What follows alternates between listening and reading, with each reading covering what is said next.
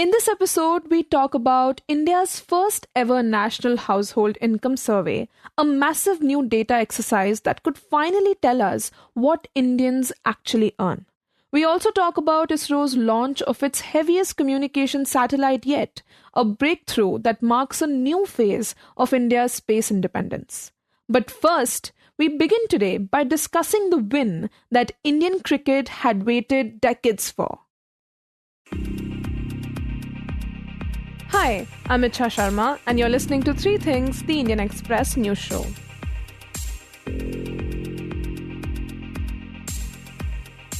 On Sunday, India created history by defeating South Africa by 52 runs in the Women's World Cup final in Navi Mumbai, clinching their first ever ICC trophy.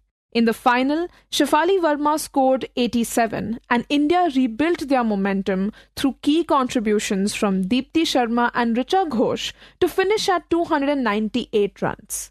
Though South Africa fought hard, especially after a long rain delay slowed the pitch and helped their spinners, but Deepti Sharma turned the match around with 4 wickets, including the crucial dismissal of Laura Wohlwart on 101. Now, what's remarkable is the journey of the 16 players, stories that are both inspiring and empowering. So to share some of them, we're bringing you a short excerpt from the latest episode of the Express Sports podcast, where host Mihir Vasavda and Vinayakk Mohanarangan discuss the biggest highlights of the tournament and what this win means for Indian cricket. Here's Mihir.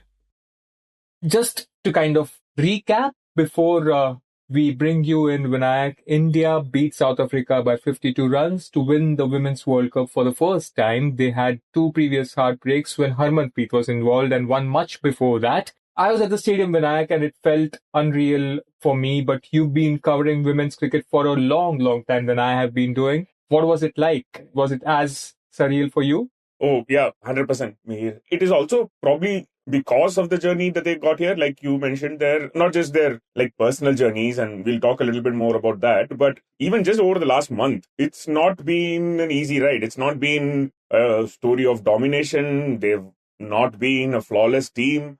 In fact, it's probably the flaws that makes it all the more beautiful when you think about it. They stuttered at the start, but still managed to win a couple of games, and then 3 matches in a row they lost against teams that finished before them and finished in the top 4. And, they're going to go through all those 3 teams. 2 of those 3 teams if they had to win the trophy. Then they come to Navi Mumbai. Something seems to click. They seem liberated. There's a switch in momentum that, the classic cliche that these use all the time but don't really know what it entails, peaking at the right time. The New Zealand match comes at the right time for them. They almost get things right. Then there is a washout against Bangladesh. And then, if you finish 4th, you have to face Australia. They face Australia. They beat Australia. And in front of, I think, nearly 40,000, I think was the final number, 39,000 something, at D.Y. Patil Stadium in Navi Mumbai on Sunday. We've heard this quite a bit at the stroke of midnight. Harmanpreet Kaur taking that catch. It's going to be significant, not just for Indian women's cricket, but what it can do for women's cricket in general. This is going to be potentially a massive, massive moment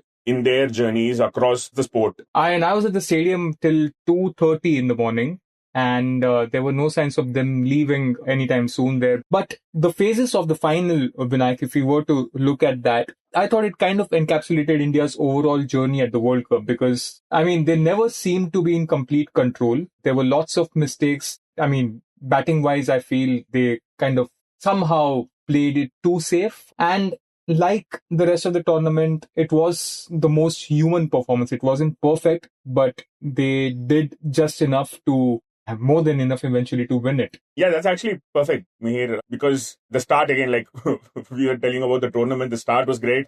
A 100-run partnership with Smriti and Shefali. I think Harman actually spoke about this. They kind of realized that they don't have to try and go for a 350 and end up falling short by 250. Right? I think that they were conscious about that. They didn't want to go too hard and then collapse. I think they figured out that the pitch was a little different than the one where India managed to chase down 340. So that probably was a smart call, but I think they still left out at least 20-30 runs just by not sending Richa Ghosh a little ahead, even in place of Amanjot. Probably that one move could have resulted in another 20 30 runs. They couldn't quite accelerate in the end. I think 70 runs or something. The last 10 is not really ideal with the wickets that they had in hand. But I think they made a call that, okay, so let's get to 300. Let's not overdo it and fall short, which was, in hindsight, not a bad plan because the pitch did prove a little difficult to bat on later with not much dew coming in. Yeah, and stadium atmosphere, man, it was incredible because the first half of the match when India was batting, there wasn't a moment when the stands were quiet. The D.Y. Patil Stadium is very different to Wankhede if you were to compare the two Bombay stadiums. Wankhede is more compact and you have this one stand, the north stand, which makes a lot of noise. D.Y. Patil is more spread out and the noise doesn't echo as much as Wankhede. But I was just like walking around when India was batting and there are these P block and the O block, which is to the left of India's dugout. And those were like completely, like the roof was off from there. I mean, it was so loud. They were singing songs. They were constantly making a lot of noise. And you could feel that, India is having the upper hand when you were standing there. It was infectious. And when South Africa came into bat, especially when Woolward and Brits at first, and then her partnership with Sun Loose, and later on with Dexon. Those partnerships, you could hear the pin drop proverbially. It was so silent when Woolward was literally smashing all Indian bowlers around the park for fours and sixes. You could sense the anxiety everywhere. And we were in an enclosed space in the media box. And in the stands, there were two moments, I think. And in both those moments, Amanjot was involved. First was the run out. I think it was Brits, whose incredible direct hit by Amanjot was, I think, the first turning point. And then the catch she took off Woolward. And it was amazing because after the match, Amanjot was describing that moment. And she said that never in her life has she fumbled a catch. It's either dropped or she has held on to it. And on Sunday, it was the first time she fumbled. And on the third attempt, she got it. And she realized the importance of that moment because Woolward at that point was looking very dangerous. She had just gotten to 100. She was changing gears rapidly, charging from one end. And if she had stayed on for another 5 overs or so, we would have been having a very different conversation right now. But that was, I think, the two turning points from my end. But I think you were right when you say that the biggest turning point was when Harmanpreet threw the ball to Shafali Verma. And it's also a good segue for us to get into the roller coaster stories of these players. And none more so than Shefali Vinayakk, because until 5 days or 7 days ago, she was nowhere close to the squad. She was in Surat playing a domestic tournament for Haryana. And now everything's changed and she was the player of the final. Yeah, I mean, who writes these scripts? You are one day, millions of fans watching the tournament on the TV sets or on your laptop or phone or whatever, wherever you are. And suddenly you're thrust into a semi-final at the World Cup against Australia.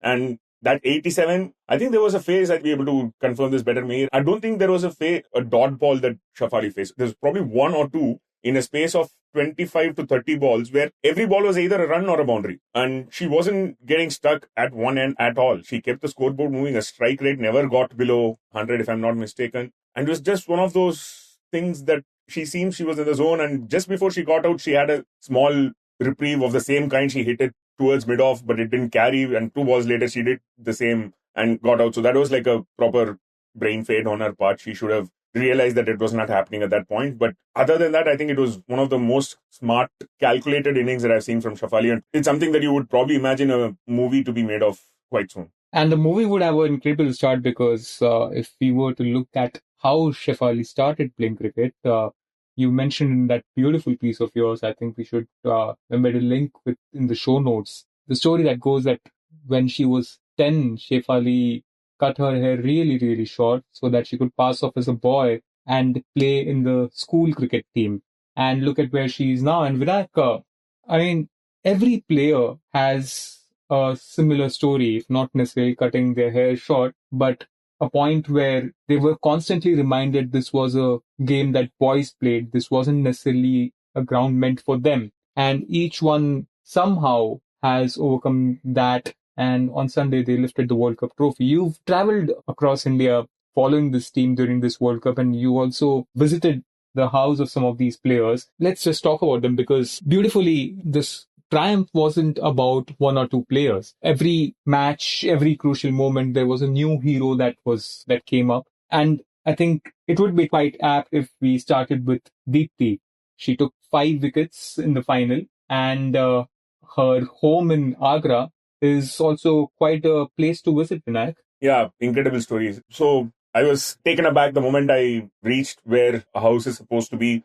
I got the instructions on phone from my brother. Take a right, come here, the straight road a couple of kilometers, and then you'll see on the right, there'll be a sign. I'm like, okay, fair enough. And then I reach there and the sign says, Arjuna Awadi Deepti Sharma Marg. Aapka hardik swagat karta hai. And it's like an entire colony that's named after her with an entrance board and a plaque and all that was put up a few years back. And their house is in that colony, which is called the Deepti Sharma Marg, which is, imagine living in a place that's named after you. That's not sure that there is a bigger honor than that. So yeah, it's a fascinating story. I think there is a common thread in not just Deepti's journey, but a lot of, I would say 70-80% at least of the players that we have in this current squad. The role of family is huge. Almost everyone has had a very supportive father, very supportive mother, very supportive brother. That is a common thing. And they've pushed these cricketers into a career which was anything but certain when they had started out. All of them around maybe 10-15 years back. There was no proper avenue for women's cricket, but they knew, there was an Indian women's cricket team and there was a possibility. So that was, the family aspect was common in,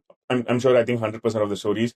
The other thing was, like you mentioned, all of them started off playing with boys, competing against boys. Deepti started just following her brother along. But the impact of what happened yesterday is probably that someone who takes up a cricket bat or a ball tomorrow is not going to be the only girl at an academy. She's not going to be the first girl. It's probably going to be 10, 15, maybe somewhere 50, 100. Like now there are a couple of girls-only academies in the country. More of that. Jemima said in an interview with Nazir Hussain on Sky Sports earlier this year that she goes back to her school where she used to be one among 500 boys and now there is a separate nets for girls. And Jemima is, 23, and this was 7 years back. So this is in the last 7 years. And this is probably in the aftermath of what happened in 2017 when they reached the final. That was big enough to create this much of a change. So imagine what a win in 2025 could do. 100%. And Vinayakk, it's very important what happens next, right? The impact this win could have. We keep referring it to 1983 and what that did to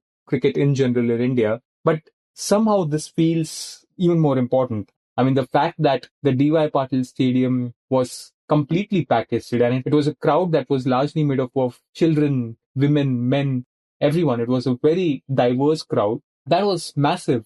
And I'm reminded of the 2013 World Cup, because the 2013 Women's World Cup, again, which was held in Mumbai, I was covering that, and most of the matches, I think all the matches were shifted from Wankhede Stadium to the MIG Club in Bandra because the BCCI wanted the men's Ranji Trophy final to be held at Wankhede Stadium. And MIG, I remember, it was such a terrible place to even reach at the moment because the entire approach road was dug up. You don't have any seating areas there. There's no possibility of crowd. So if you were just walking by the ground, someone would just stop and watch for 5 minutes and then continue their walk. From there to yesterday, it's quite a journey. And also the final of 2013 World Cup was played in a near empty Brabant Stadium. So it's just a complete arc that the women's cricket team has completed yesterday. And I'm curious to see how this develops further. Yeah, things have definitely improved. I don't say it's all bad. The match fees is a great move, but the contracts could be better. The retainers are not great. There's no comparison between the men's and women's retainers. So equal pay is a myth.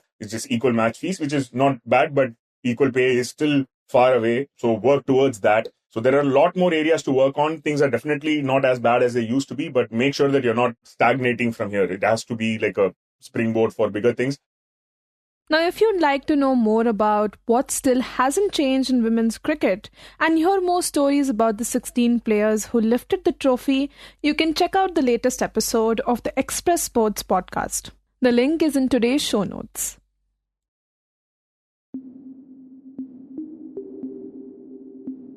And next we talk about how India's space program has now marked another milestone.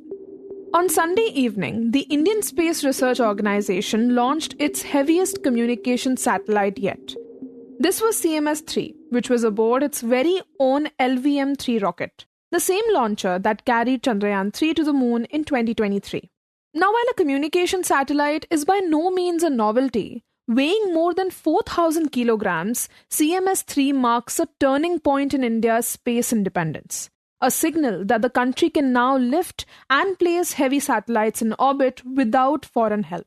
Until now, such missions relied on the European rockets, like the one that carried the GSAT-11 back in 2018. So to understand what this launch means for India's future missions, we speak to the Indian Express's Amitabh Sinha in this segment, who starts by telling us why this launch has been a landmark mission. So it's a routine launch. I mean, in one sense, ISRO keeps doing these kind of launches fairly frequently. The special thing about this particular launch was the satellite that was being launched, which is the CMS-03. This is the heaviest satellite that has ever been launched from the Indian soil. Now, being launched from the Indian soil means ISRO has in the past launched a satellite which was heavier than this, but it wasn't launched on its own rocket. It was launched from Europe on an European rocket called Ariane 5, and it was launched, I think, in 2018, and that was much heavy. That was about 5,800 kilograms. This particular satellite, it is the second heaviest satellite to be launched by ISRO ever. This was about 4,400 kilograms, and this is the heaviest to be launched from India on an Indian rocket. So that was the special thing about the launch. So before this, from India's launch facility, a satellite this heavy was never launched, right? So that was this special thing, and that has quite important implications. It's a very significant launch in terms of what ISRO can do with its new powerful rockets, and it opens the way for launch of more heavier satellites for which India earlier was dependent on other countries. And so, Amitabh, what exactly will the satellite do once operational in the orbit? So it's a communication satellite, right? So it'll just facilitate satellite communications for its end users. The end user in this particular case is the Indian Navy. It was funded, this satellite was prepared, developed in alliance with the Indian Navy and Ministry of Defense. They are the main users, and this is supposed to provide communication services to naval ships, to naval facilities, facilitating communications to the ships that are already on sea. It covers a very large area across the entire Indian Ocean, and also covers the Indian land mass. Right, and so considering this is the heaviest satellite India has launched indigenously, what kind of notable improvements and upgrades did we see to make this happen? So, till now, India used to depend on other countries, mainly Europe, for sending its heavy class, satellites. The satellites in excess of 3,000 kgs, 3 tons or higher, it used to depend on, more powerful rockets. The Ariane 5 was the preferred vehicle that India used to use, and the launch used to happen from French Guiana. So that is how it used to happen till now. But with this, what ISRO has demonstrated that it has the capability to launch even heavier satellites from on its own rockets, and LVM-3 has done the job in this particular case. So going forward, India would need to take much heavier payloads into space. Right, and Amitabh, we know that ISRO has planned 7 more launches before March. So could you talk about what are some of the major upcoming missions, and what does the success of CMS-3 mean for them? You are familiar that in future India has a human space flight program which will carry astronauts into space as well. That is the Gaganyaan program, and the first astronauts are likely to go sometime in 2027. So those kind of payloads wherein the rocket has to carry this entire system in which humans are traveling, very nature, they are heavy satellites. They are much heavier than any normal communication satellites or broadcasting satellites or a lot of other satellites, the commercial satellites, for example, that go into space. They are much lighter, much smaller satellites. Also, India has plans to set up a space station. In the next 5 years, it wants to send the first modules that will constitute a space station, which is supposed to be completed by 2035, the Bharat Antariksh Station, as it is called. Again, those modules would be very, very heavy. Right. So going forward, the requirements of ISRO are such that it would need to launch much heavier payloads into space. And that is why this particular launch is significant, because it demonstrates that, ISRO is entering into a space which it was not in till a few years ago. I mean, it's now developing capability to launch 4-ton plus or 5-ton plus or even 6-ton plus payloads, which are critical for, executing its future missions. And also a lot of other commercial missions which will happen along the way. Now, ISRO is demonstrating the capability to do it all on its own. Earlier, it used to design and develop those satellites, but then had to depend on other countries for launching it because it did not have that powerful rocket. Now it's saying, no, we can also launch these. So it reduces the dependence of ISRO on foreign countries. It increases their strategic autonomy that way, is that space is increasingly becoming a strategic capability. So the more you are able to control and the more capabilities that you have with yourself, the better it is for your space program. And in the end, we talk about India's first ever National Household Income Survey.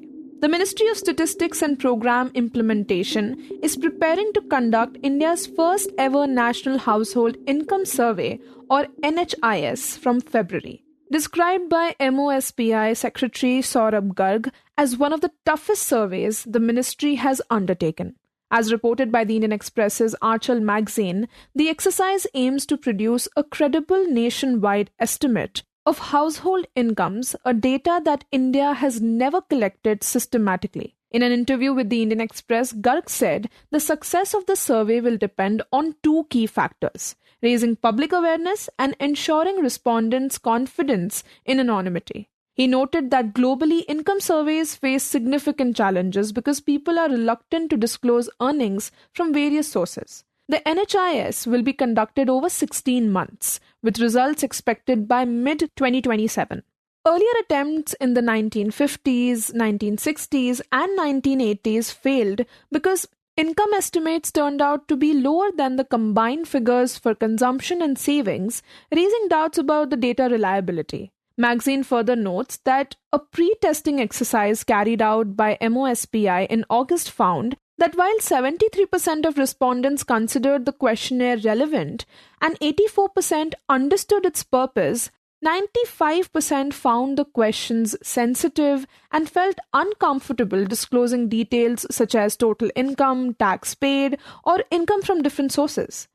MOSPI concluded that awareness campaigns and clear assurances of data confidentiality would be crucial for the survey's credibility. The ministry has formed a technical expert group chaired by Surjit S. Bhalla, former executive director for India at the International Monetary Fund. The panel will oversee the design, execution, and release of the final results.